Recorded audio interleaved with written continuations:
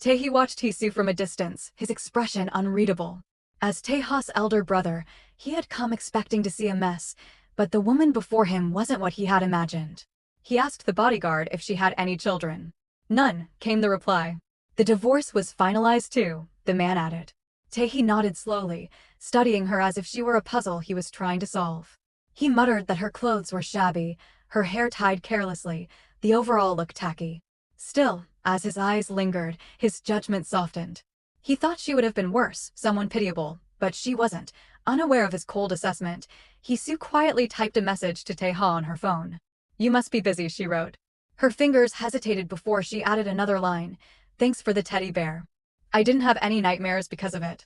She stared at the words for a moment, then deleted the second sentence before sending it. Taehe's gaze remained fixed on her workplace.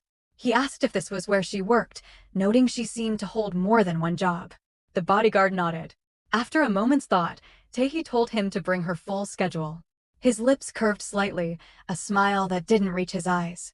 He said she might be useful later. Later that day, he entered the company building like a man returning home from exile. The moment he saw Taehe's mother, Director Beck, he greeted her warmly, calling out like a child calling for his mother. She turned to him with a soft smile, cupped his face, and said how long it had been, how she'd missed him since he left. She asked about his life abroad, how he'd been, and told him he had grown even more handsome. He smiled back, saying that of course he had, after all, whose son did she think he was? They walked together down the corridor. She asked how things were going at the company, if the work was manageable. He groaned that it was boring, that she always asked about work first. She laughed gently and asked about his leg. He brushed it off with a smirk, saying it was fine. Later, as they sat together on the sofa, his tone changed. He said everything was good except for the nuisance who kept getting in his way. He didn't understand why the chairman continued testing his patience. Taehe's mother listened calmly, then took his hand. She said the chairman would probably call him soon, but she wanted him to hear it from her first. He would be attending an upcoming exhibition on the chairman's behalf. At those words, a spark lit behind Taehe's eyes.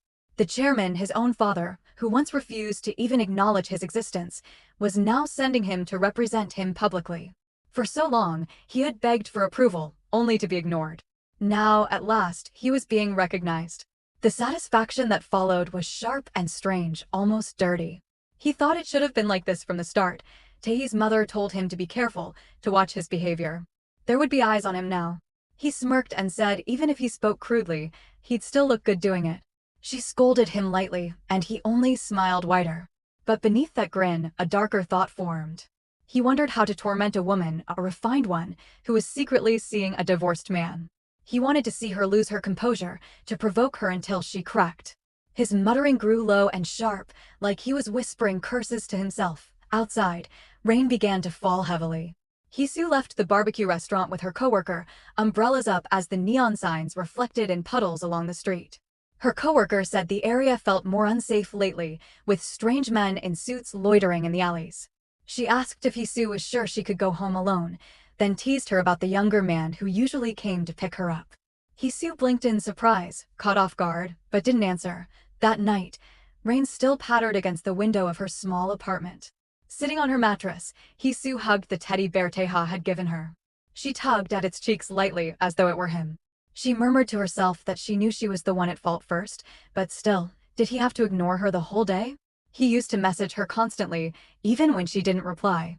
No matter how busy he was, he'd find time to stop by after work. Her voice softened with something between longing and frustration. He was the one who made her used to it, his attention, his warmth, and now that she had finally built up the courage to reach out first, he hadn't replied. The read receipt on her message mocked her. He had seen it, but never responded. She lay back, staring at the ceiling. There was a time when this kind of silence didn't bother her, she thought. When she was with Minseol, she had expected nothing and received nothing, and that had been normal. So why now? Why did this new silence hurt? She tightened her hold on the teddy bear. Her heart, which once thought it had grown numb to indifference, had melted again because of him, because of Taeha. She whispered that she wasn't okay, not anymore, and closed her eyes. Elsewhere, the sound of polished shoes echoed through the company lobby. Tae walked alongside his assistant, both dressed in dark suits. His assistant mentioned a contact, but Tae dismissed it quietly, saying she would only be disappointed. Later, he stood waiting outside the chairman's office. The door was slightly ajar, and through the gap he could see the old man speaking with another visitor. For a moment, Taehee's thoughts drifted. He remembered a time long ago when he could read the chairman's every thought, when he understood his father's moods just by the look in his eyes. A memory surfaced, a small boy sitting quietly on the floor, blood dripping from his wounded hand, his expression eerily calm. He had always been like that, detached even from pain. Taehee exhaled, thinking maybe they were alike after all. He used to hate that resemblance, the way it mirrored his own coldness. When the visitor finally left, he stepped into the office. The chairman looked up at him, eyes cool and measured. He spoke evenly, mentioning the upcoming exhibition of Taehee's mother and how she would need assistance.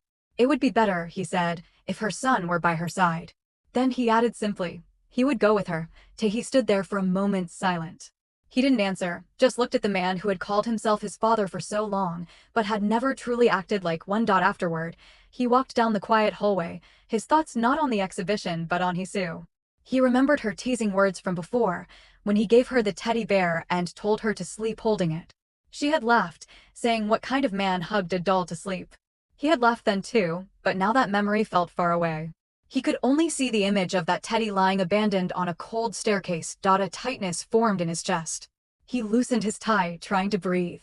Her voice echoed again in his mind, soft, uncertain, saying he looked like he was having a hard time. Standing in the rain now, hair damp and shoulders heavy, he whispered that he was tired, that he wished she could just take him away somewhere far.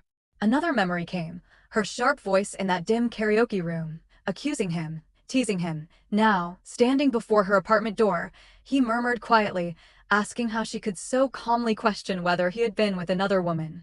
The rain dripped from his lashes as he said under his breath that he wasn't like that. His hand turned the doorknob. He wondered if she had thrown away the teddy bear, that small thing that had somehow begun to mean so much to him. The thought made him uneasy, even a little afraid. When he stepped inside, the lights were dim. Hee-soo was there, lying fast asleep, the teddy bear still clutched close to her chest, and for the first time that night, Taehee's expression softened, something fragile flickering behind his eyes, a trace of the warmth he'd been trying so hard to ignore.